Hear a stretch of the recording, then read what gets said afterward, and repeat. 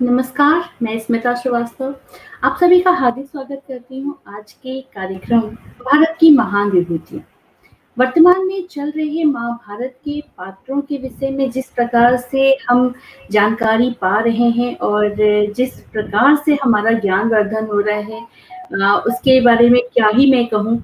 आज फिर हमारे साथ में एक बार डॉक्टर रमेश कृष्ण जी जो मुरादाबाद के रहने वाले हैं, इतिहासकार हैं, ग्रंथकार हैं, यूपी रत्न से सम्मानित हैं, हमारे साथ हैं यहाँ उपस्थित और फिर उनके ज्ञान का लाभ हम सभी तक पहुँचेगा।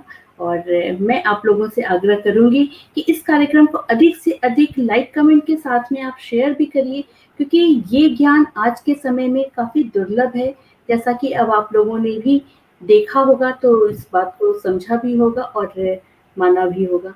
तो मैं आप लोगों से बस यही विनती कर सकती हूँ कि अधिक से अधिक शेयर कीजिए, अपने बच्चों को भी दिखाइए क्योंकि कैसे जुड़ेंगे बच्चे अपनी उन चीज़ों से, अपने उस ज्ञान से, अपनी उस धरोहर से, अपनी उन जानकारियों से जो कहीं न कहीं आज की आधुनिकता में कहीं खोई जा रही है। तो बस इसी आग्रह के साथ में और चलिए स्वागत करते हैं डॉक्टर साहब का। प्रणाम गुरुजी, सादर प्रणाम। जय श्री कृष्ण। ओ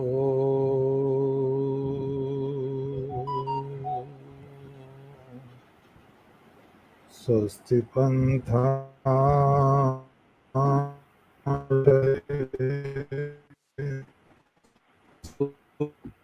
चंद्र मसाविगा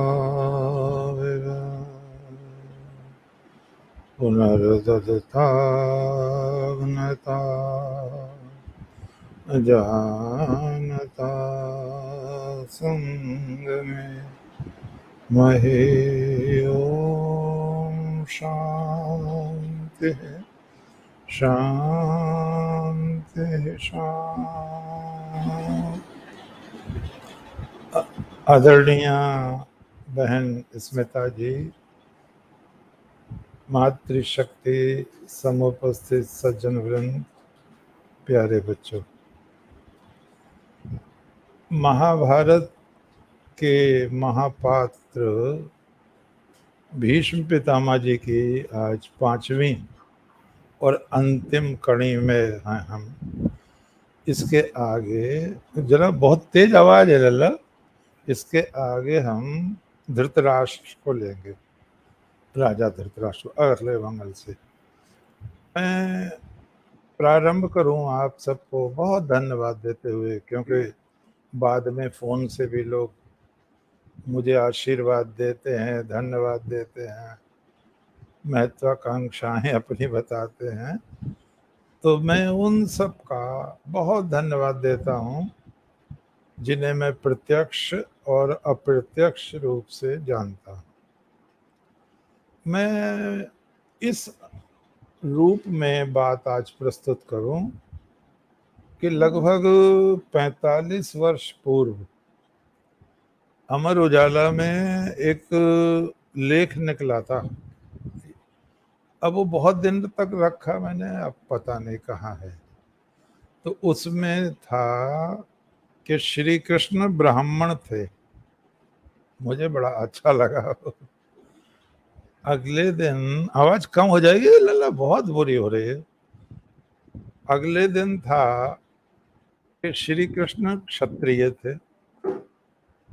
मैंने कहा ये भी आनंद की बात है। और तीसरे दिन देखा तो किसी ने लिखा नहीं, वो तो वैश्य थे, बनिए थे, और अपने अपने तर्क दिए सबने। और चौथे दिन तो कमाल हो गया, उन्होंने कहा श्री कृष्ण तो शूद्र थे। मैंने कहा हे प्रभु आनंददाता, ज्ञान हम सबको दीजिए। तो फिर मैंने लिखा 5वें दिन उन सब का संदर्भ देते हुए कि चारों लोग अपने स्थान पर सही हैं। श्री कृष्ण ब्राह्मण हैं, जब ब्रह्म विद्या का उपदेश देते हैं तो ब्राह्मण है। जो ब्रह्म को जानता है वही ब्राह्मण है। और उपनिषदों का निचोड़ है भगवत गीता।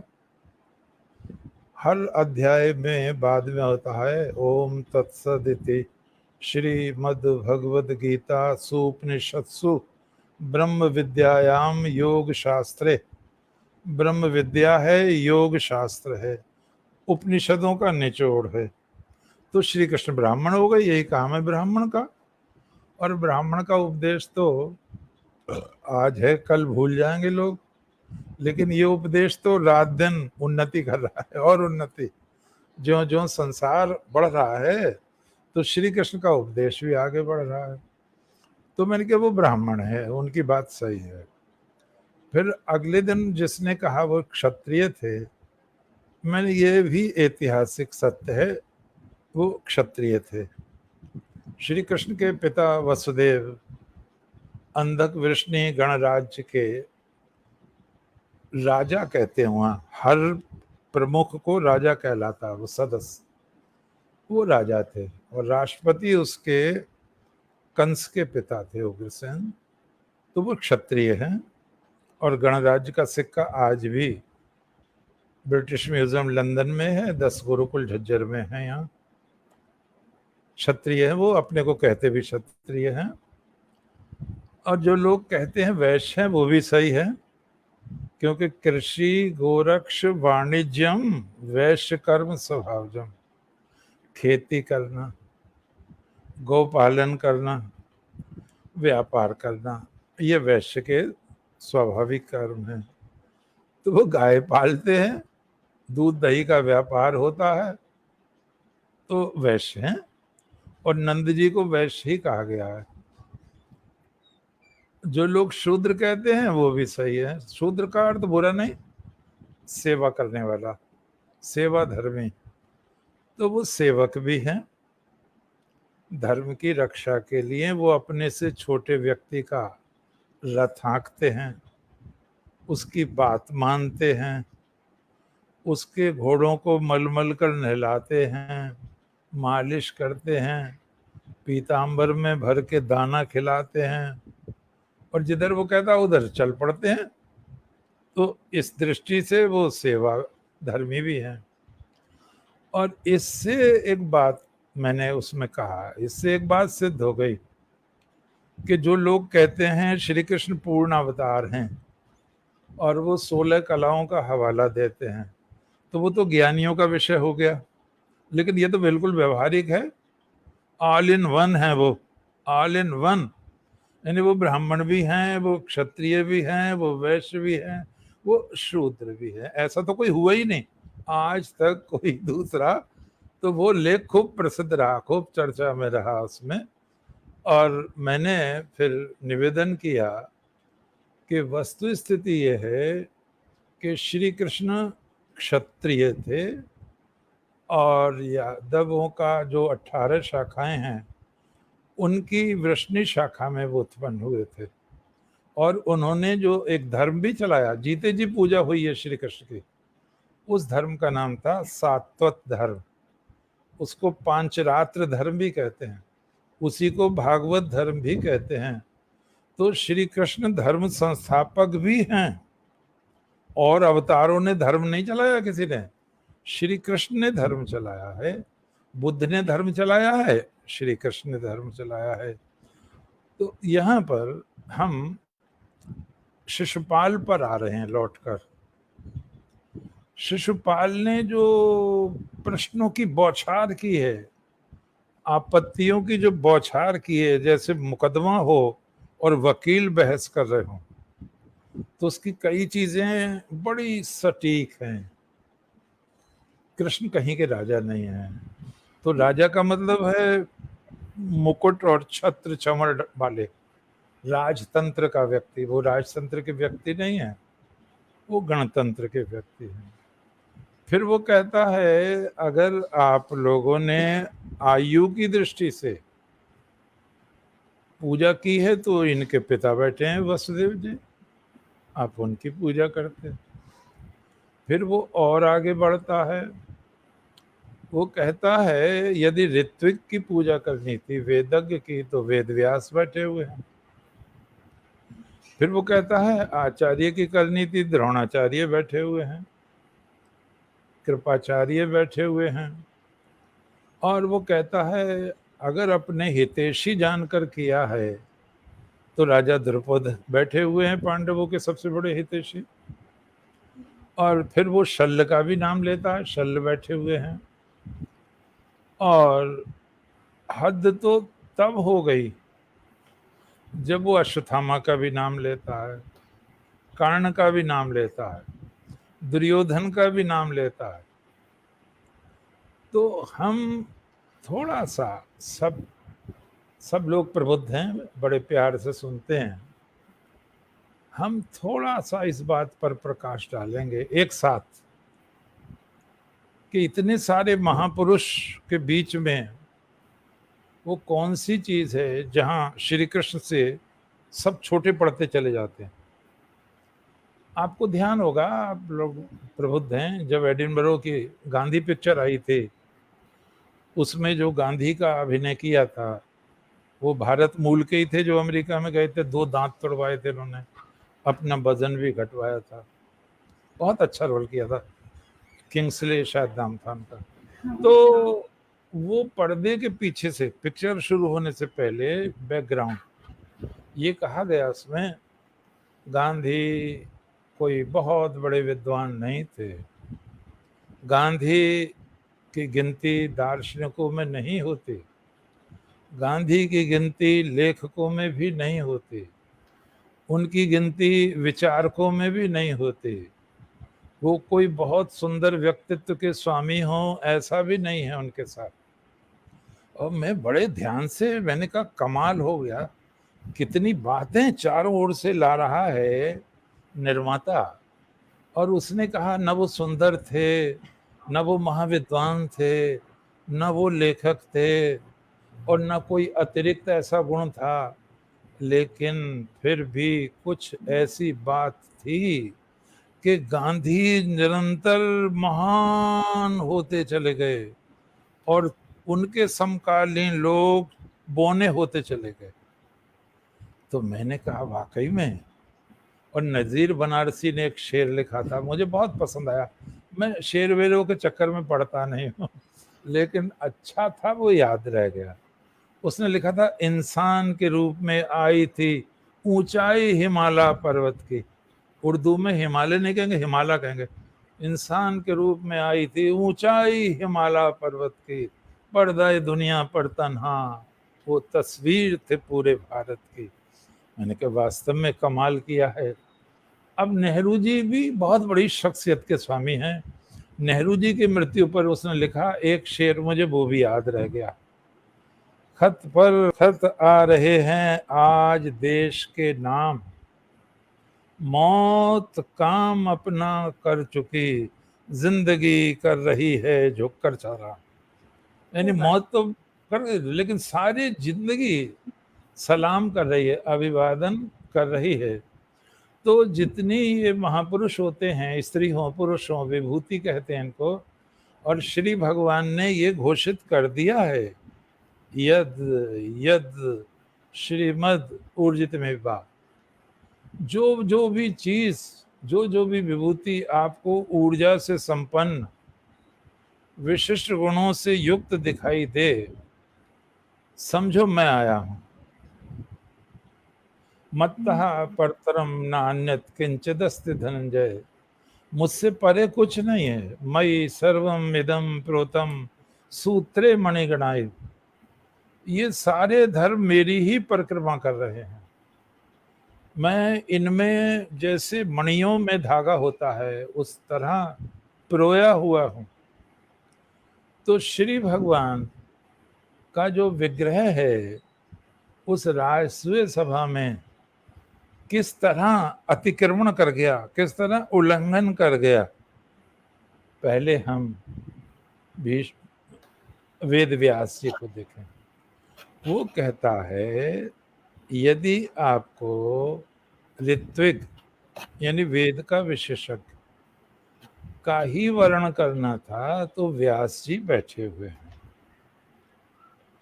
वो ये भूल रहा है बहनों और भाइयों कि व्यास ने ही महाभारत लिखा है, और व्यास जी ने ये लिखा है महाभारत में, मेरा हर अक्षर भगवान श्री कृष्ण के कीर्तन के लिए लिखा जा रहा है, तो वो तो स्वयं ही अपने को छोटा कर रहे हैं श्री कृष्ण से, और श्री कृष्ण को वो मानव मानकर नहीं, ईश्वर मानकर व्यास जी चित्रण कर रहे हैं।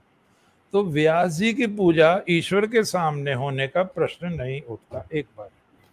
दूसरी चीज, जो वेद व्यास हैं उन्होंने कहते हैं वेदों का विभाजन किया, लेकिन अब इसको नहीं माना जाता। वेदों का विभाजन पहले हो चुका है, लेकिन वेदों का प्रचार बहुत किया उन्होंने, ये बात मान्य है। लेकिन जो श्री कृष्ण बैठे हैं वेद व्यास जी की दृष्टि में वो नारायण है। नारायणं नमस्कृत्य नरं चैव नरोत्तमं देवीं सरस्वतीं व्यासं ततो जयम् उदीरयेत्। तो जब श्री कृष्ण नारायण हैं और वेद व्यास स्वयं घोषणा कर रहे हैं, तो फिर नारायण से किसी के बड़े होने का प्रश्न ही नहीं उठता। आगे वो देखो क्या कहता है, वो ये अपने को ब्राह्मण भी नहीं कहते, और जिन्होंने पुरुष सूक्त पढ़ा है और जिन्होंने भगवत गीता का 11वां अध्याय और 10वां ध्यान से पढ़ा है, तो उसमें श्री कृष्ण ही विराट रूप है ईश्वर का। और क्या है जो ईश्वर का रूप है, तो ब्राह्मण मुखम आसीत, ब्राह्मण मुख से पैदा हुआ, क्षत्रिय भुजाओं से पैदा हुआ, पेट से वैश्य पैदा हुआ, पैरों से सेवाधर्मी पैदा हुआ। तो ध्यान रखें, विराट पुरुष संपूर्ण है, और मुख ब्राह्मण तो एक अंग हो गया उसका, ब्राह्मण तो एक अंग हो गया, क्योंकि इसमें तो 4 हिस्सेदार हैं, ब्राह्मण है, क्षत्रिय है, वैश्य है, शूद्र है। और ब्राह्मण मुख किसका है? उस विराट का ही तो मुख है, तो उससे बड़ा कैसे हो जाएगा? तो ये भी उसकी दलील यहाँ नहीं चली। अब वो बहनों कहता है, यहाँ द्रोणाचार्य बैठे हैं, गुरु द्रोणाचार्य कहें उनको, क्योंकि धृतराष्ट्र को लेंगे अगली कड़ी में, उसके बाद द्रोणाचार्य जी को ही लेंगे। तो द्रोणाचार्य के विषय में कुछ चीजें हैं, उनकी जो उत्पत्ति है वो गौरवमयी नहीं है, बस संकेत में, हमें महापुरुष हैं, हमारे बंदरी हैं, हम विशेष नहीं कहेंगे, उपस्थिति गौरव में नहीं है उनकी। दूसरी चीज, वो अपने साले के यहाँ छिप कर रहते हैं, कृपाचार्य उनके साले हैं, छिप कर रहते हैं। अब छिप कर तो वही रहेगा जो कुछ गड़बड़ करेगा, तो ये उन्हें उनका नंबर कम कर देता है। कभी कभी हम महापुरुषों को तौल नहीं पाते। मैं छोटा सा उदाहरण दूं और क्षमा चाहते हुए, एक बार हम लोग कॉपी जांच रहे थे, इंटरमीडिएट की कॉपी थी इतिहास की, हिंदू कॉलेज मुरादाबाद में, उसमें तो मैं कई विद्यार्थियों को प्रथम श्रेणी के नंबर दे चुका। तो मैंने कहा मैं जरा पूछ लूं कोई और भी दे रहे हैं या मैं ही नंबर लुटाए जा रहा हूँ। तो एक बड़े बड़े अच्छे आदमी थे गुप्ता जी, गांधी विद्यालय धनोरा में। मैंने कहा, बहुत प्रेम से पूछा मैंने, मैं गुप्ता जी आपने प्रथम श्रेणी के नंबर दिए हैं क्या? बोले नहीं, किसी को नहीं दिए। और कापी 30-40 जज चुकी थी, एक एक के द्वारा 50 मिलती थी जांचने को। मैं चुप हो गया। फिर वो एक दूसरे थे, वो बुजुर्ग आदमी थे। मैंने कहा, नकवी साहब आपने किसी को प्रथम श्रेणी के नंबर दिए हैं? तो उन्होंने मुंह बिगाड़ के मना करा। मैं चलो वैसे ही मना कर देते, वो क्यों बिगाड़ रहे हैं। अब काफी जचने लगे। तो वो जो गुप्ता जी थे बहुत भले आदमी थे, उन्होंने मुझसे कहा कि आपने दिए हैं क्या? मैंने कि मैं 6-7 लोगों को दे चुका हूं। अब ये तो पता नहीं है लड़का है लड़की, अच्छा लिखा है और बोर्ड में निर्देश है, अच्छा लिखा है तो अच्छे नंबर दें, उदारता से नंबर दें। तो वो बोले गुप्ता जी, बहुत अच्छी बात कही विचारों ने, आप पर कोई अच्छा केंद्र आ गया। मैंने कहा हाँ, ये हो सकता है।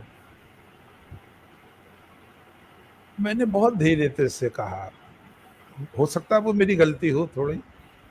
मैंने बहुत धीरे से कहा, इसके अलावा भी एक और बात है। तो वो 2-3 अध्यापक देखने लगे, बोले इसके अलावा क्या बात है? सेंटर का तो तुम्हें पता है नहीं कहाँ की है। मैंने कहा ना ना, उसे नहीं कह रहा मैं, इसके अलावा एक और बात है। मैंने कहा मैं प्रथम श्रेणी के परीक्षार्थी को पहचान लेता हूँ, क्योंकि मैंने 4 विषय से एमए किया है और मुझ पे सारी डिवीजन हैं। 2 एमए में सेकंड क्लास हूँ, 1 एमए में थर्ड क्लास हूँ, 1 एमए में फर्स्ट क्लास हूँ और 3 बार मैंने सेंटर भी टॉप किया है। तो मैं थर्ड क्लास को भी पहचान लेता हूँ, सेकंड को भी और फर्स्ट क्लास को भी पहचान लेता हूँ। लेकिन जो अध्यापक थ्रू आउट थर्ड डिवीजन आया होगा, वो पहचान नहीं पाता होगा। तो कुछ मेरा घमंड था थोड़ा सा, लेकिन वास्तविकता भी है। जो थर्ड डिवीजन ही पास हुआ है, उसे ऐसा लगा तू अपने घर से कुछ दे रहा है। भाई, विद्यार्थियों का भविष्य बनेगा, अच्छा लिखा है, अच्छे नंबर दो, और ये इंस्ट्रक्शंस आती हैं लिखकर। तो यहाँ श्री भगवान के गुणों की चर्चा, द्रोणाचार्य और श्री कृष्ण। तो द्रोण भगवान का जन्म देखें, भगवान का वंश देखें, उत्पत्ति देखें। वो कहते हैं, यदोर्वंशम नराः श्रुत्वा सर्व पापै प्रमुच्यते, यत्रावतीर्णो भगवान परमात्मा नराकृति। यद वंश का इतिहास सुनने से मनुष्य के सब पाप नष्ट हो जाते हैं, क्योंकि परमात्मा नारायण ने मनुष्य रूप के लिए इसी वंश को अपने जन्म लेने का विषय चुना। तो ये प्रशस्ति औरों के साथ नहीं है। और उनके जो पूर्वज हैं ययाति महाराज, वो डॉक्टर राजवली पांडे महान इतिहासकार ने लिखा है, वो इतिहास के प्रथम चक्रवर्ती सम्राट हैं, प्रथम चक्रवर्ती। तो बहुत गौरव में है। द्रोणाचार्य छिप कर रहते हैं एक बार, ईर्ष्याग्रस्त हैं 2 बार, गए हैं गाय मांगने, द्रुपद के यहाँ साथ साथ पड़े हैं। द्रुपद ने कुछ अपमानित कर दिया तो वो बर्दाश्त नहीं कर पाए। ब्राह्मण को तो क्षमा कर देना चाहिए, क्षमा नहीं कर पाए और छिपकर इसलिए रह रहे हैं, उन्होंने देख लिया कि 100 तो धृतराष्ट्र के बेटे ही हैं और 5 ये पांडव के बेटे हैं, और अर्जुन को पहचान गए थे वो, ये सर्वश्रेष्ठ धनुर्धर बनेगा। तो वो मौके की तलाश में थे कि जब प्रकट होगा, जब अवसर होगा, और वो अवसर मिल गया उनको। बच्चे खेल रहे थे, उनका बेटा गिल्ली कुएं में गिर गया, उन्होंने वो निकाल दिया। उन्होंने दादाजी से कहा, दादाजी आए, देखा तो वो द्रोणाचार्य थे। उन्होंने कहा, कृपाचार्य सिखाते थे तब विद्या, उनके साले द्रोणाचार्य के, अब आप गुरुकुल संभालिए। इसका अर्थ हुआ वो कृपाचार्य से श्रेष्ठ आचार्य थे, उन्होंने संभाला। लेकिन बहनों और भाइयों, एक गलती हो गई, ध्यान रखें, एक गलती हो गई, बहुत बहुत भारी गलती हो गई। पहले चक्रवर्ती राजा का भी बेटा वन में जाता था गुरुकुल के आश्रम में, और भीख मांगनी पड़ती थी उसको, सबके साथ वही कपड़े पहनने पड़ते थे, वैसे ही भोजन उसको, कोई उसके साथ रियायत नहीं थी किसी भी प्रकार की कि राजा का बेटा है या गरीब का बेटा है।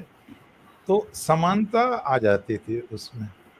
लेकिन यहाँ तुमने आज की भाषा में जिसे कहेंगे, घर बैठ के ट्यूशन पढ़ाना, और उस अध्यापक की कीमत घट जाती है जो दूसरे के घर पर जाकर पढ़ाता है। और फिर तुमने, भविष्य बताता है ये इतनी गालियां खाई हैं दुर्योधन की, इतनी प्रताड़ना का, ये गलत काम भी किया तुमने। आगे चल के उन्होंने निरपराध बच्चों का दुरुपयोग किया, द्रुपद पर आक्रमण करा दिया, अच्छे खासे 2 खानदानों में तुमने दुश्मनी करा दी, आधा उनका राज्य बांट लिया। इससे भी बुरी बात ये की तुमने, भीष्म पितामह ने तो गुरु पर हाथ उठाया, ये हमारी संस्कृति को ठेस लगी। और तुमने क्या किया, उसे पढ़ाया नहीं, अंगूठा और काट लिया उसका। ये बहुत बड़ा कलंक है। जो ये कहते हैं अंगूठा नहीं कटवाया, वो बहुत तर्क देते हैं। लेकिन एक बार मैं यहाँ जगन्नाथ डिप्टी साहब थे, उनका वो कहलाता है मंदिर, तो वहीं पाठशाला है, सरस्वती शिशु मंदिर। वहाँ एक कार्यक्रम था सेवा भारती का, आरएसएस की शाखा का। तो वहाँ प्रसंगवश उन्होंने कहा कि हम जिन भीलों में काम करते हैं वो अंगूठे का प्रयोग नहीं करते आज भी। हमने पूछा क्यों?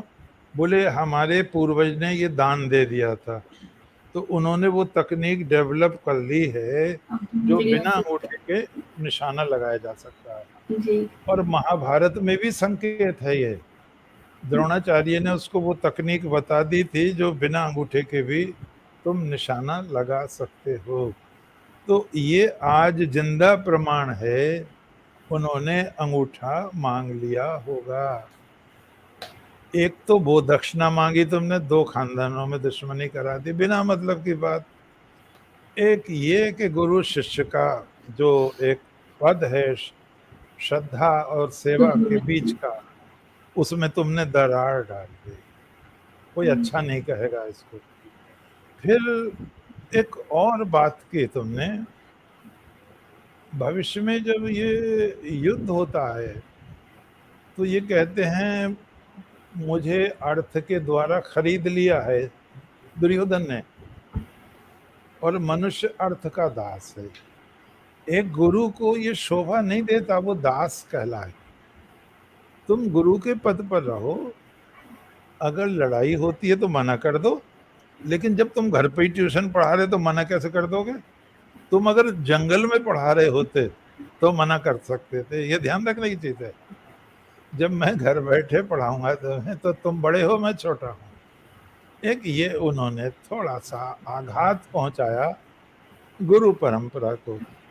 एक चीज और है, बहुत कम लोग जानते हैं उस चीज को। ये जब पांडवों को वनवास हो गया तो आधा तो पांचाल का राज्य भोग रहे थे द्रोणाचार्य, और इंद्रप्रस्थ का सारा राज्य ये भोग रहे थे बाप बेटे। ये कम लोग जानते हैं, द्रोणाचार्य अश्वत्थामा। और इसीलिए अश्वत्थामा ने अभिमन्यु की गर्भवती स्त्री पर ब्रह्मास्त्र छोड़ा था कि यही वंश को चलाने वाला है, ये नहीं रहेगा तो हमारा ही राज्य रहेगा। तो द्रोणाचार्य की तुलना भगवान श्री कृष्ण से आचार्य के रूप में नहीं हो सकती। कई दाग हैं, और जब द्रोणाचार्य पर बोलेंगे तो वो विस्तार से, आज नहीं बोलना है। आगे फिर वो कहते हैं अश्वत्थामा। अश्वत्थामा को जब ब्रह्मशिरा नामक दिव्यास्त्र दे रहे थे आचार्य द्रोण, तो उन्होंने कहा बेटे तुम अस्थिर बुद्धि हो, स्थिर बुद्धि नहीं है तुम्हारी, मुझे ऐसा लगता है तुम इसका दुरुपयोग करोगे। और उसने दुरुपयोग किया दिव्यास्त्रों का, और गर्भवती स्त्री पर ब्रह्मास्त्र छोड़ा, सोते हुए लोगों का वध किया, मामा को, कृपाचार्य को, कृतवर्मा को भी उसमें साझी कर लिया। और देखो, हम और आप जितने भी लोग सुन रहे हैं, कोई ना कोई तो गुरु है हमारा।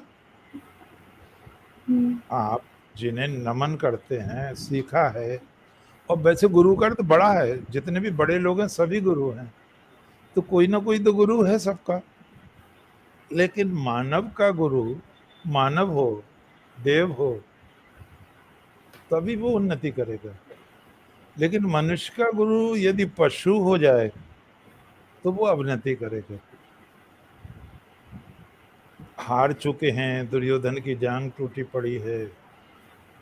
अश्वत्थामा पूछता है, कृतवर्मा और कृपाचार्य साथ में हैं, राजन आप जीवित हैं ना? बोले हाँ, पता नहीं कब सांस की डोर टूट जाए, दुर्योधन कह रहा है। आप कुछ क्षण और बढ़ाए रखें अपने प्राण को। तो बोले क्यों? बोले मैं कोई शुभ समाचार दूंगा आपको। अब वो कह रहा है कि अब क्या शुभ समाचार, सारी तो सेना मारी गई। और अश्वत्थामा, कृपाचार्य मामा है अश्वत्थामा के, कृतवर्मा यहाँ का राजा है, काठियावाड़ का, यदुवंशी है, भगवान श्री कृष्ण का वंशज है। तो वो दोनों तो सो गए, इसकी आंख में नींद नहीं आई, तो इसके पैरों पर कोई चीज गिरी, गीली गीली। बहुत घना पेड़ था, बड़का, उसके नीचे थे। फिर तो इधर उधर उधर तमाम गिरने लगे वो। तो इसने देखा कोई बहुत बड़ा उल्लू कौओं के घोंसलों में घुस आया, और वो किसी की टांग तोड़ के, किसी की गर्दन मरोड़ के नीचे फेंक रहा है। कहते हैं कौओं में और उल्लू में दुश्मनी होती है, और उसको उल्लू रात में बदला लेता है कौओं से। तो वो बड़ा खुश हुआ अश्वत्थामा, दुख नहीं हुआ था, बहुत खुश हुआ। उनने मामा जी क्या बात है, उठो उठो उठो उठो। कृतवर्मा को उठाया, बोले क्या बात है, बड़े प्रसन्न हो? अरे भाई मंत्र मिल गया।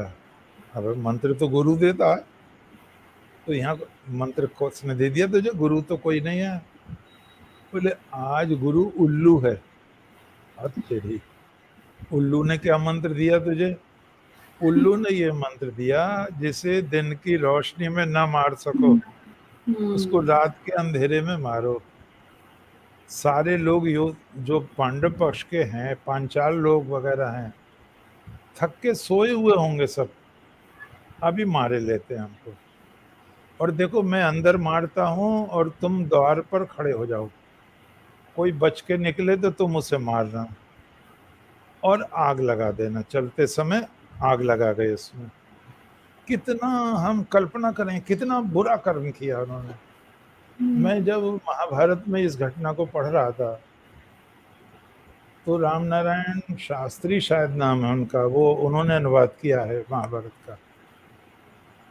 तो वो कहते हैं कृपाचार्य और दुर्बुद्धि कृतवर्मा ने आग लगा दी।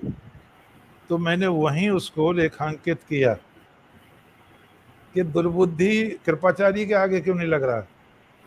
एक पाप दोनों कर रहे हैं, ब्राह्मण भी है और क्षत्रिय भी।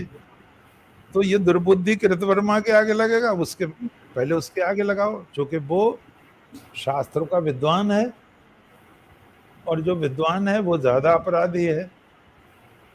तो उन्होंने ये जो चीज की है, ये अश्वत्थामा के चरित्र को गिरा देती है।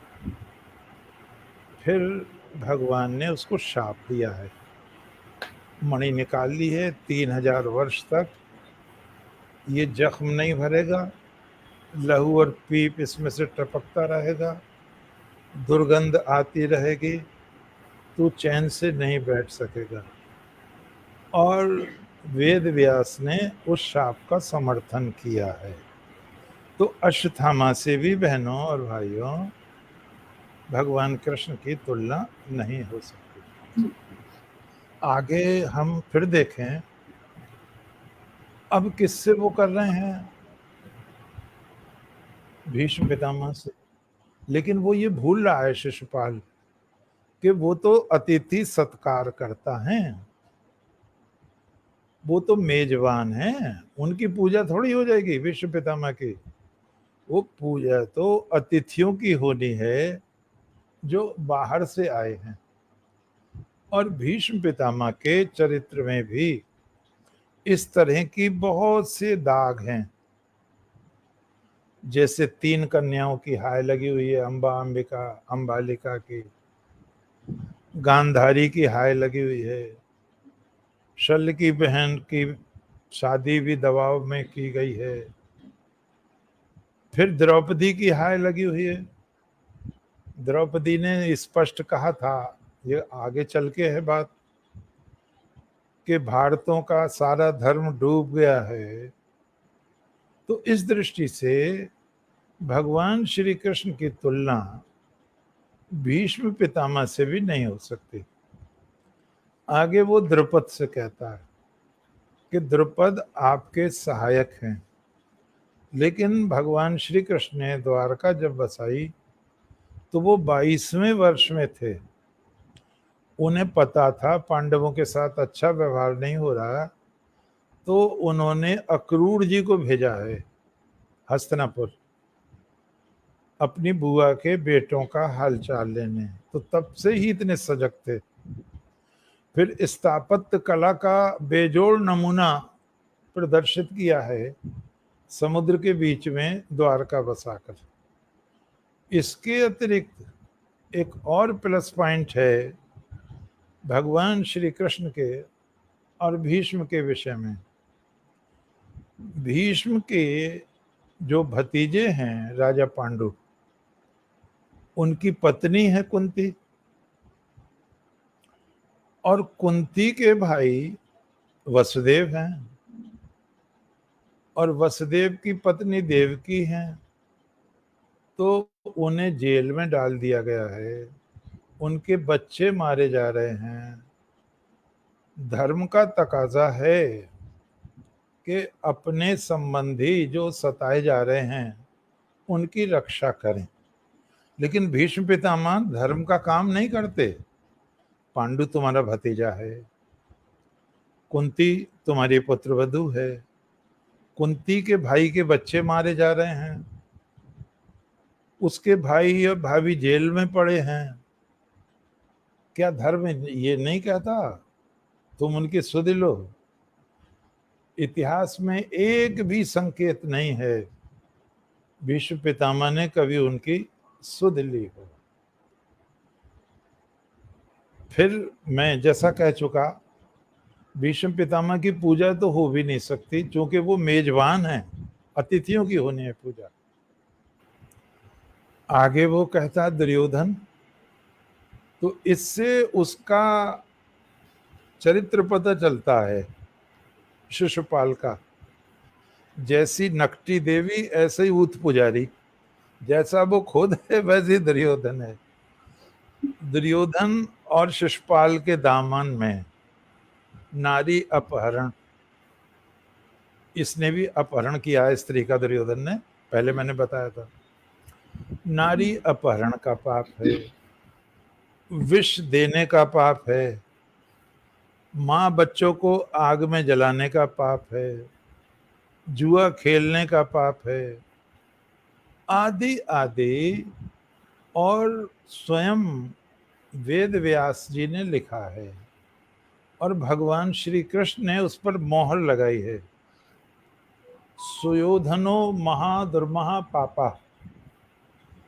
ये ध्यान रखे, दुर्योधन नहीं कहा, सुयोधन कहा है। सुयोधन पाप का महावृक्ष है। और धृतराष्ट्र को क्या कहा है? पाप का मूल, पाप की जड़ कहा है।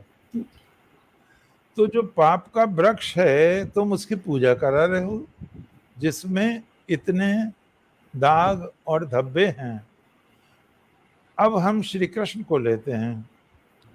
जब श्री कृष्ण आते हैं तो सारा राजमार्ग भर गया है, ऋषि मिले हैं भगवान को। कहाँ जा रहे हो? प्रभु आपका दर्शन करने जा रहे हैं। अंतरिक्ष भरा हुआ है देवताओं से, गंधर्वों से, सुरों से। कहाँ जा रहे हैं? भगवान के दर्शन करने जा रहे हैं। सारे छज्जों पर, महलों पर, सड़कों पर स्त्री बच्चों के झुंड। कहाँ जा रहे हो? भगवान आ रहे हैं। जब वृक्षस्थल छोटे से गांव में रुके हैं भगवान, आप पढ़ें कितने दयालु होंगे। तो सारे ब्राह्मण उनको अपने घर ले गए, सबके घर गए हैं भगवान, और सबके घर कुछ ना कुछ खाया है। ये महानता देखें, भीष्म पितामह द्रोणाचार्य का नहीं खाया कुछ भी, वहां सबका खाया है और हाथ जोड़ के उनको विदा किया है। तो कौन आ रहे हैं? वो आ रहे हैं जिनका व्रत है। भीष्म पितामह का व्रत नहीं है, द्रोणाचार्य के साथ व्रत नहीं है, अश्वत्थामा के साथ व्रत नहीं है, व्यास के साथ भी कोई व्रत नहीं है। वो लिख सकते हैं, पापी को मार नहीं सकते, लिख सकते हैं, वो प्रोफेसर हैं, पढ़ा सकते हैं, लेकिन शिवाजी की तरह अफजल खां को मार नहीं सकते।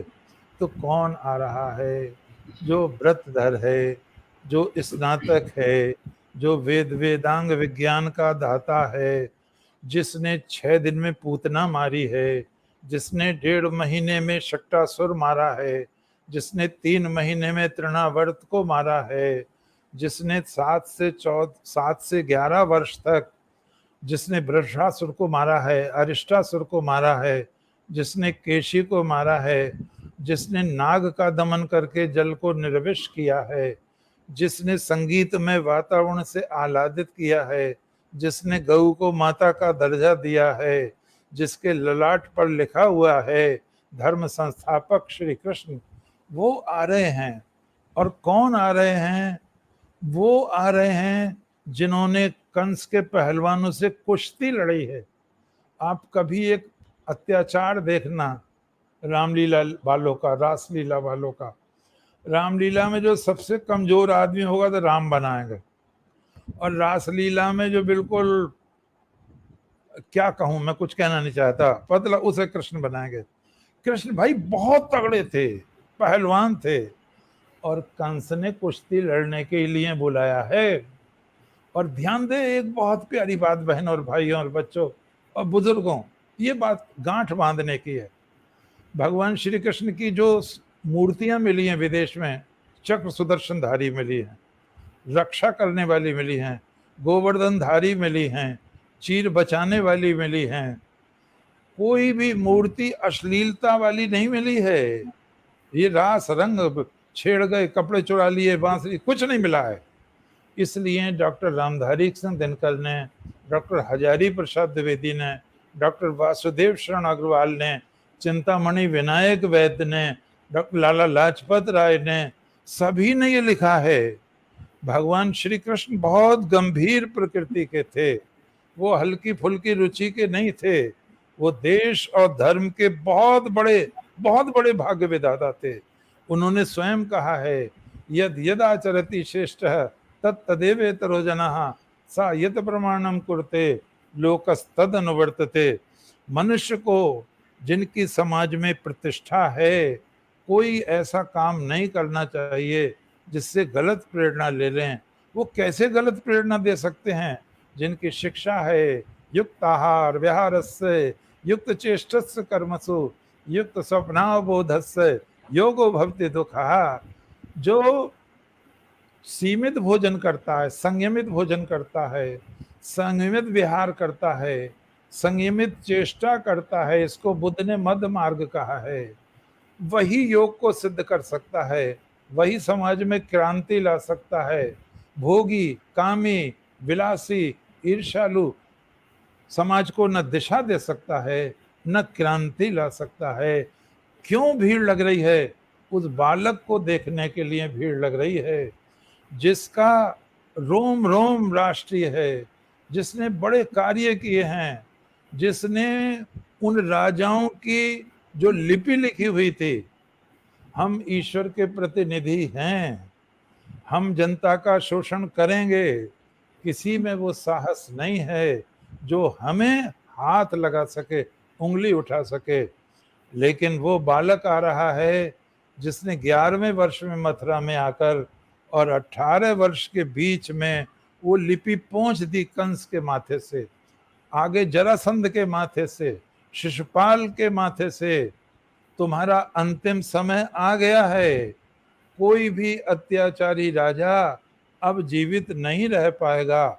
उस महान बालक के, उस प्रतिभावान बालक के, उस ओजस्वी तेजस्वी महात्मा के दर्शन करने को बालक हो, स्त्री हो, पुरुष हो, सारे के सारे चले आ रहे हैं। इतने सारे कीर्तिमान किसी दूसरे के साथ नहीं है। इसलिए भगवान श्री कृष्ण का पलड़ा बहुत ऊंचा है। एक बात जो मैं कहना चाहता हूँ, शिशुपाल ने भगवान पर लांछन लगाए हैं, लेकिन ध्यान रखें, उसने ये नहीं कहा है वो गोपियों को छेड़ते थे, उसने नहीं कहा है वो कपड़े चुराते थे, उसने ये नहीं कहा है वो कपड़े चुराकर बांसुरी बजाते थे।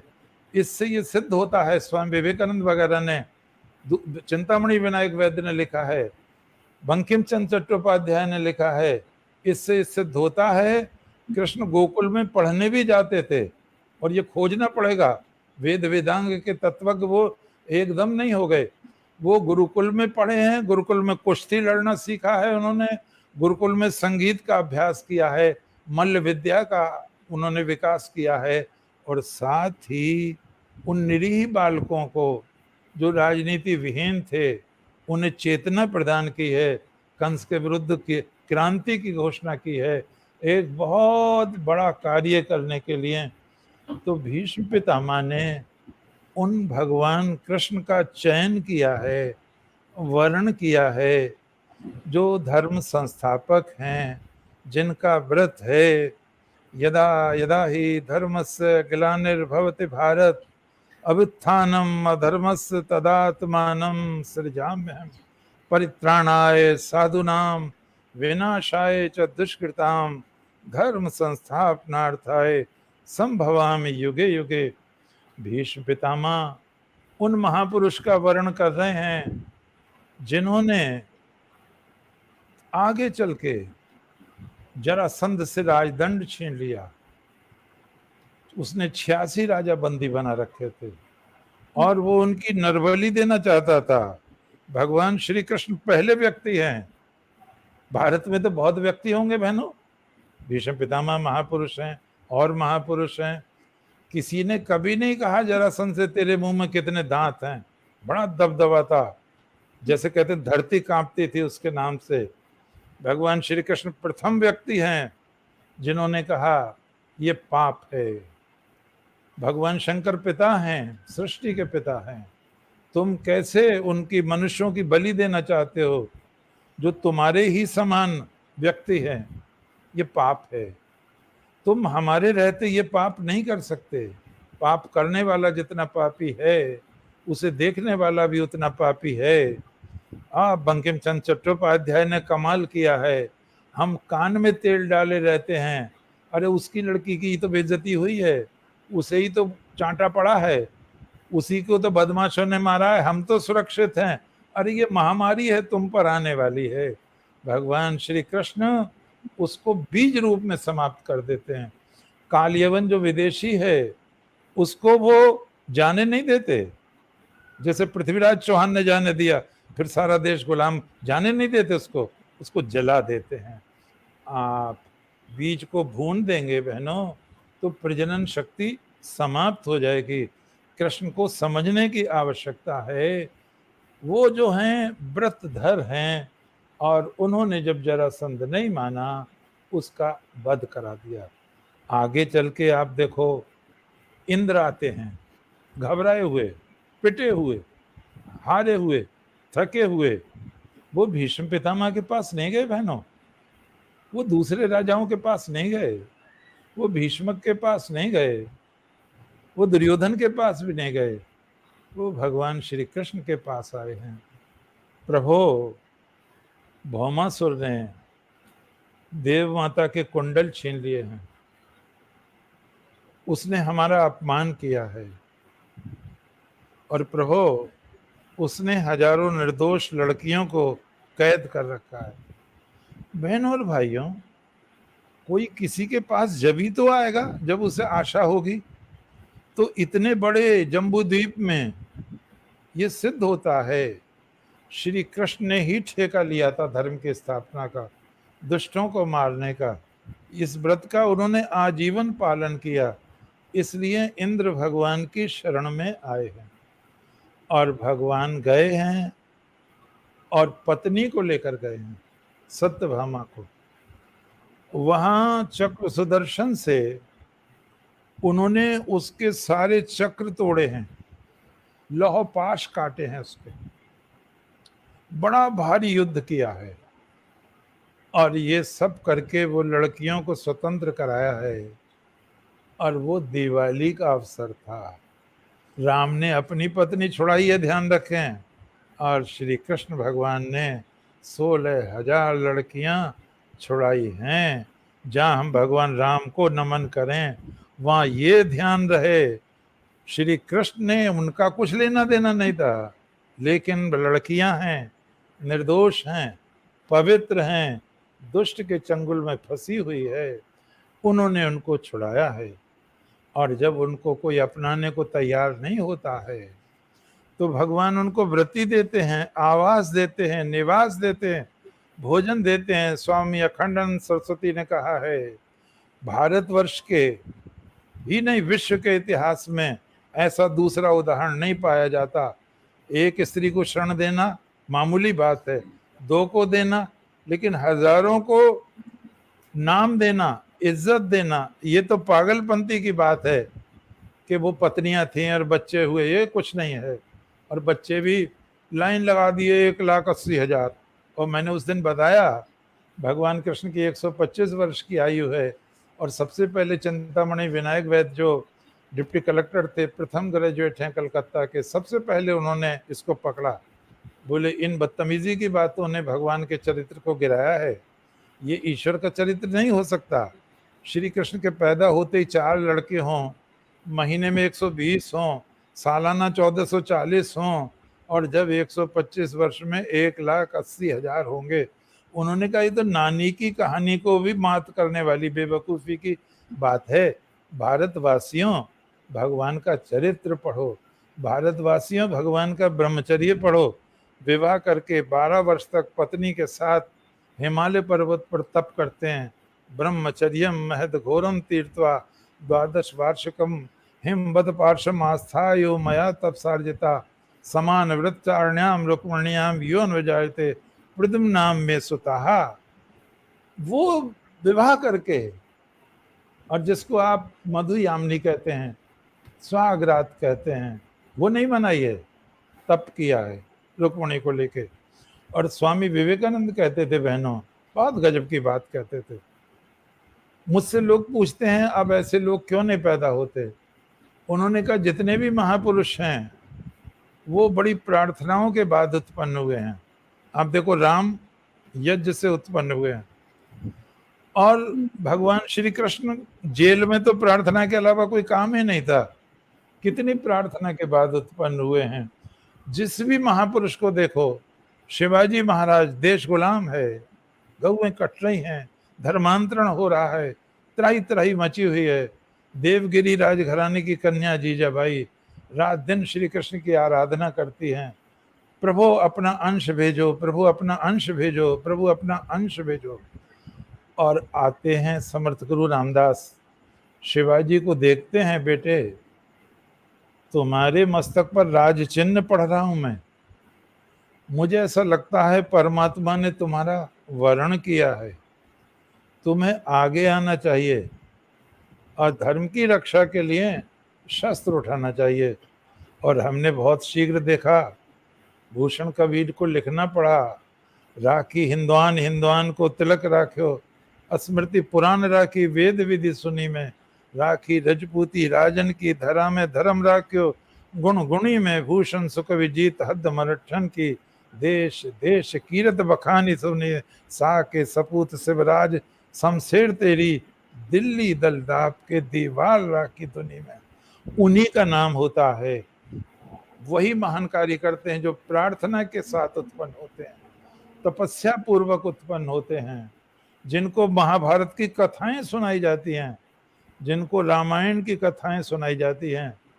हिंदू संस्कृति जब तक नष्ट नहीं होगी बहन और भाइयों, जब तक हमारी माताएं, हमारे पिता अपने बच्चों को भगवान राम और कृष्ण की कथाएं सुनाते रहेंगे। संपूर्ण धर्म है इसमें, संपूर्ण यश है इसमें, धर्म है इसमें, अर्थ है, काम है, मोक्ष है। हम समापन की ओर बढ़ रहे हैं, मैं उस चीज को अब धीरे से कहूं, भीष्म पितामह की जो भक्ति है भगवान श्री कृष्ण के प्रति अपार है। वो श्री कृष्ण के दोनों रूपों को पहचानते हैं बहनों, उनके मानव रूप को भी पहचान रहे हैं और मानव रूप में वो ईश्वर हैं इसको भी पहचान रहे हैं। महाभारत का अनुशासन पर्व में विष्णु सहस्त्र नाम दिव्य स्तोत्र है, भगवान की प्रशंसा में गाया है उन्होंने। शांति पर्व में भीष्म स्तवराज है, वो भगवान की स्तुति में गाया है उन्होंने। भगवान श्री कृष्ण भीष्म का ध्यान कर रहे हैं। युधिष्ठिर ने अर्जुन को भेजा है। अर्जुन को बड़ा आश्चर्य हुआ कि भगवान किसका ध्यान कर रहे हैं। जब भगवान ध्यान से उपराम हुए तो अर्जुन ने पूछा, प्रभु आप ध्यान कर? हाँ, भीष्म पितामह मेरा स्मरण कर रहे थे, मैं उन्हीं का ध्यान कर रहा था। तो कितने महान होंगे भीष्म, भगवान जिनका ध्यान कर रहे हैं। अर्जुन ने कहा आपको भैया ने बुलाया है। भगवान ने कहा चलो। श्री भगवान ने युधिष्ठिर से कहा, देखो आज भूपृष्ठ पर भीष्म के समान कोई ज्ञानी नहीं है, कोई तत्वज्ञ नहीं है, कोई इतना वेदता नहीं है, कोई राजनीति शास्त्र विशारद नहीं है।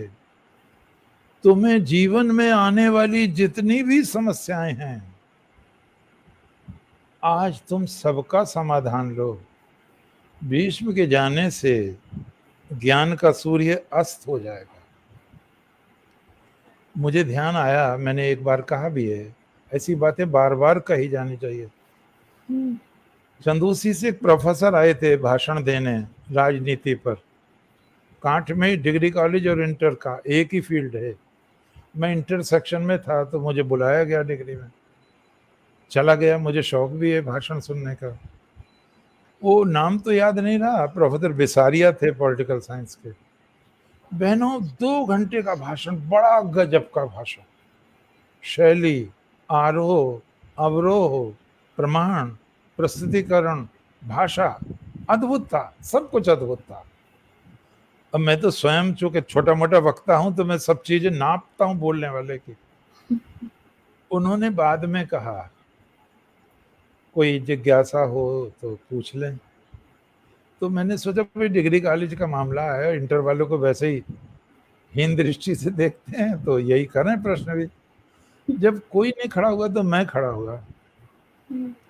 मैंने कहा आपका भाषण स्तुत्य है, अभिनंदनीय है, प्रशंसनीय है। मैं सिर्फ जानना चाहता हूं 2 घंटे के भाषण में आपने जो राजशास्त्र वेत्ता बताए हैं, सोक्रेटिस है, प्लेटो है, अरिस्टोटल है, मॉन्टेस्क्यू है, रूसो है, मैकियावेली है, रस्को है, आदि आदि। आपने जब आपका भाषण समाप्त होने वाला था तो 4-5 मिनट पहले गांधी जी का नाम लिया है। तो आपका जो भाषण ये विद्यार्थी सुन रहे हैं, इन्हें ये नहीं लगेगा कोई राजशास्त्र वेत्ता नहीं हुआ भारत में? जो भी हुआ है चिंतक वो यूरोप में, पश्चिम में ही पैदा हुआ है। तो वो बोले आपको पता नहीं है? मैंने कहा बताएं मुझे क्या पता नहीं है, इसके लिए यूनिवर्सिटी में अलग से पेपर है। तो मैंने कि मुझे पता है और आप पढ़ाते नहीं हैं उसे, ये भी पता है मुझे। तो जरा सा मुंह रह गया। तुम हिंदू दर्शन को पढ़ाने ही नहीं चाहते? बड़ी मेहनत पड़ती है हिंदू दर्शन पढ़ाने में। मैं कलकत्ता में भाषण दे रहा था, हिंदू महासभा का मंच था, प्राचीन भारतीय राजनीति। तो एक कोई पॉलिटिकल साइंस के प्रोफेसर मेरी पीठ ठोकने आए, धन्यवाद देने आए, मुझे बहुत प्रसन्न हुए वो। तो हिंदू राज दर्शन पर बोलने में बड़ी मेहनत पड़ती है, इनमें नहीं पड़ती। ये तो पका पकाया है इनका तो माल सारा का सारा। तो इसी तरह से हमारा ये दायित्व बनता है, हम अपने बच्चों को रामायण की, महाभारत की, भगवान बुद्ध की, भगवान महावीर आदि की बातें सुनाएं। एक बात और ध्यान आई, बड़ा प्यारी बात याद आई। आर्य समाज में एक भजनोपदेशक हुए हैं, बड़ा नाम है उनका, आर्य समाजी सुन रहे होंगे तो उन्हें याद आ जाएगा, कुंवर सुखलाल। बुलंदशहर जिले में अरनिया गांव के थे वो। तो आर्य समाज में एक आग्रह रहता है, वो सबके आगे पंडित लगाते हैं, पंडित। तो कुंवर सुखलाल से कहा कि आप पंडित क्यों नहीं लगाते आपके अपने आगे? तो उन्होंने कहा, मैं अपना स्थान कम कराऊंगा क्या पंडित लगा के? अब लोगों को बड़ा आश्चर्य हुआ कि आपका स्थान ऊंचा होगा या नीचा होगा? तो बोले हम समझे नहीं। बोले मंदिर में ठाकुर जी की पूजा होती है? बोले हाँ। तो कौन कर रहा है? पंडित ही तो कर रहे हैं। तो मैं तो ठाकुर हूँ, मुझे क्यों पंडित बना रहे हो? तो बड़ा आनंद आया, बड़ा आनंद आया। कुछ चीजें ऐसी होती हैं। दूसरी चीज देखें, स्वामी विवेकानंद ने लिखा है खेतड़ी के राजा को, एक किडी हुए हैं उनको भी लिखा है कि भारतवर्ष में जो कुछ श्रेष्ठ है वो क्षत्रियों का अवदान है। उन्होंने कहा जो ब्रह्म ज्ञान है, उपनिषदों का ज्ञान है, वो क्षत्रियों का है। देखो भगवान क्या कहते हैं, इमं विवस्वते ज्ञानम और विवस्वान मनवे प्राहा मनुष्यवाके अब्रवीत। हे अर्जुन, ये ज्ञान मैंने पहले सूर्य को दिया था, सूर्य ने राजा मनु को दिया है, मनु ने अपने बेटे राजा इक्ष्वाकु को दिया है। इससे बहनों भाइयों सिद्ध होता है कि गीता का ज्ञान, उपनिषद का ज्ञान क्षत्रियों का है। उदाहरण आता है, पांचाल नरेश देवदास जयवली के पास श्वेत केतु और आरुणी आए और उन्होंने कहा हमें अग्नि विद्या नहीं आती। तब उन्होंने कहा ये अग्नि विद्या ब्राह्मणों के पास नहीं गई थी, इसीलिए इसका अनुशासन क्षत्रियों के हाथ में है। अब जब तुम मेरी शरण में आ गए हो तो कुछ दिन रुको। उनको कई दिन रोका है और तब उन्होंने अग्नि विद्या की दीक्षा दी है। इसी तरह से 6-7 ऋषि और मिलकर आए हैं और वो अशुपति के आए हैं पंजाब में, और उन्होंने कहा हमें वैश्वानर आत्मा के विषय में समझाइए, और तब वो वैश्वानर आत्मा के विषय में ज्ञान देते हैं। और स्वामी विवेकानंद ने बहुत पढ़ा लिखा था, उन्हें धोखा नहीं दिया जा सकता। उन्होंने कहा ये ज्ञान तो है ही क्षत्रियों का। और तब उन्होंने कहा कृष्ण कौन थे, बुद्ध कौन थे, जैनियों के तीर्थंकर कौन थे, ये सारे के सारे क्षत्रिय ही तो हैं और इन्हीं की पूजा हो रही है। बहनों देखो, क्षत्रियों की तो पूजा हो रही है, किसी ब्राह्मण की पूजा किसी मंदिर में नहीं हो रही है, क्षत्रियों की ही पूजा हो रही है। उन्होंने कहा कि जब जब ज्ञान क्षत्रियों ने दिया है तो भेद मिटाया है। बोले आप गीता पढ़ो और ब्रह्मसूत्र पढ़ो। गीता में भगवान क्या कहते हैं, सबको अधिकार है परमात्मा के पास आने का, कितना ही भयंकर से भयंकर दुराचारी हो, अति चेतसु दुराचारो, कितना ही पापी हो, वो जिस क्षण मेरी शरण में आ जाता है उसी क्षण वो महात्मा हो जाता है। कोई भी स्त्री हो, पुरुष हो, पापी हो, सब आए, मेरा द्वार सबके लिए खुला हुआ है।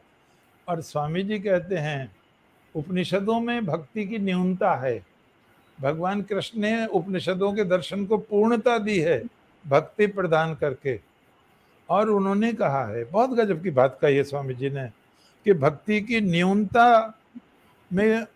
न्यूनता कम थी उपनिषद के दर्शन में, वो श्री कृष्ण की मौलिक देन है।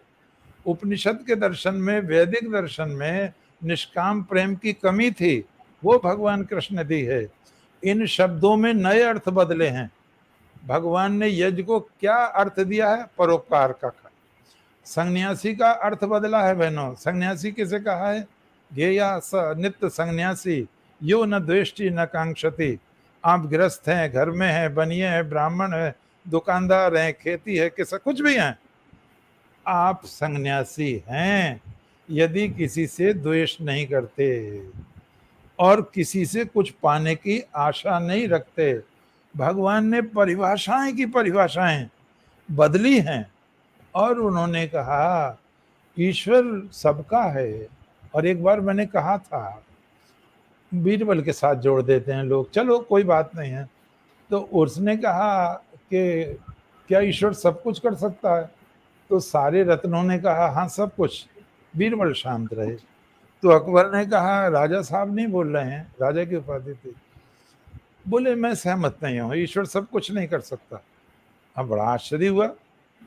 तो बोले क्या? बोले ईश्वर बेवकूफ़ी का काम नहीं कर सकता, कोई बादशाह कर सकता है? तो और क्या नहीं कर सकता?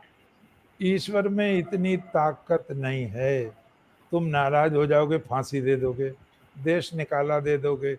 ईश्वर में इतनी ताकत नहीं है किसी को अपने राज्य से निकाल सके।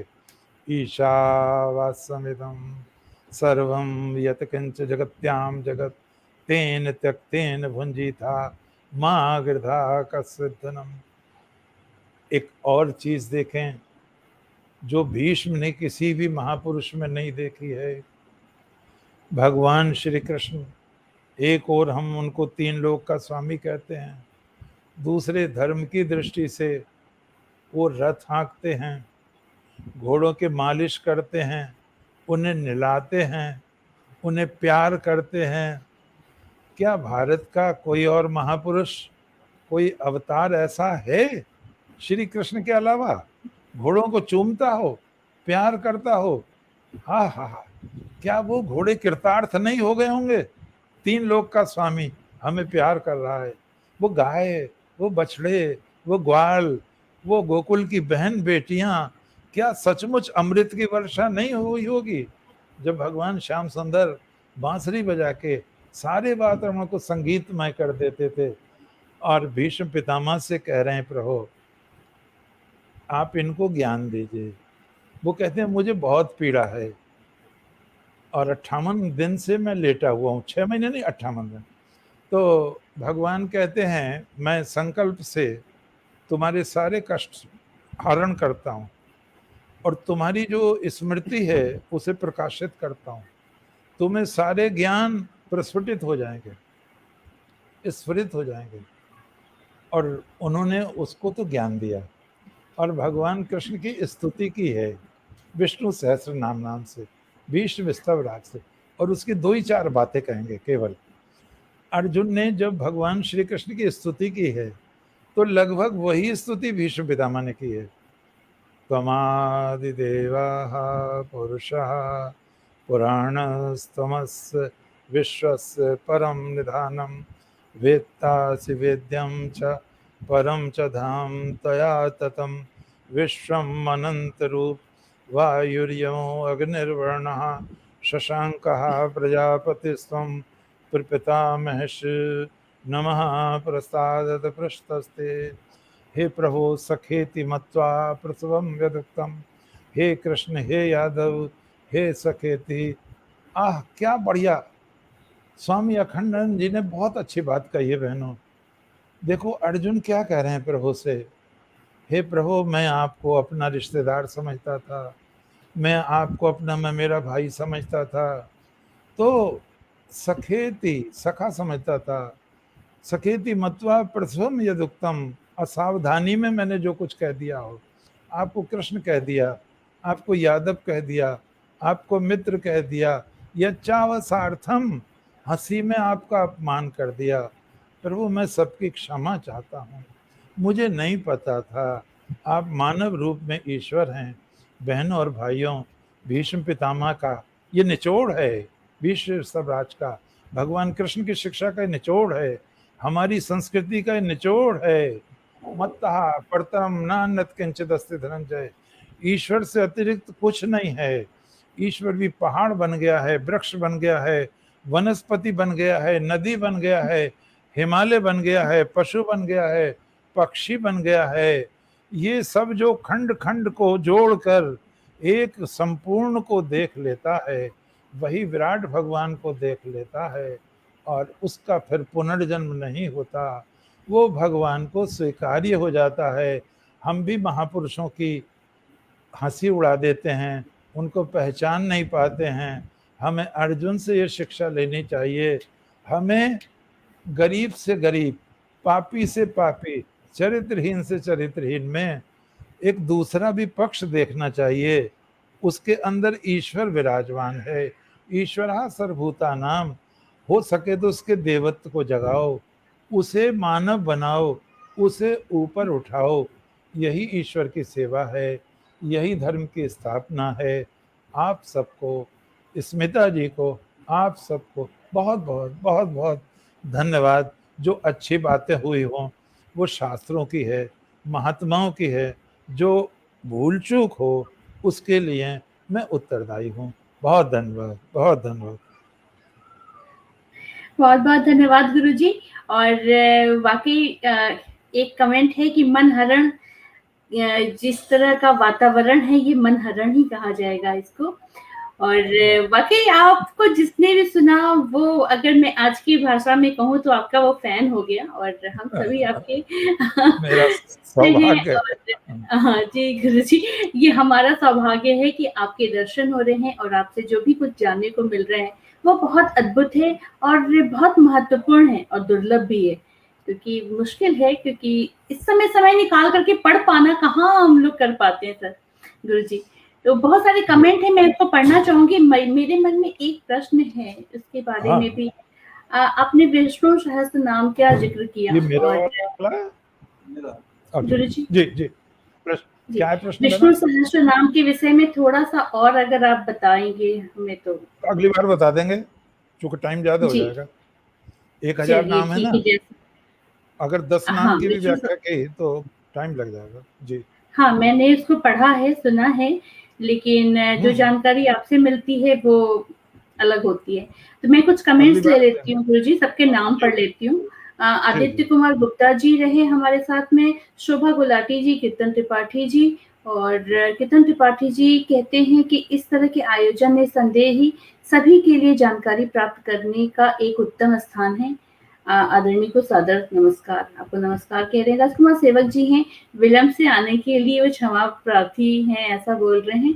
रेखा श्रीवास्तव जी हैं, एकता उपाध्याय जी, प्रियंका सिंह जी हैं, और प्रियंका सिंह जी के भी बहुत सारे कमेंट्स हैं। राजेश राज जी हैं जो आशु कवि हैं, और उनको भी आप, मैं चाहूंगी गुरुजी कभी फुर्सत मिलेगी तो मैं आप लोगों को मिलाऊंगी। बिल्कुल बिल्कुल। वो कहते हैं कि आदरणीय डॉक्टर रमेश जी संस्कृति, धर्म और संस्कार के इंसाइक्लोपीडिया हैं। उनको सुनना भारतीय संस्कृति को समझना है निश्चित रूप से।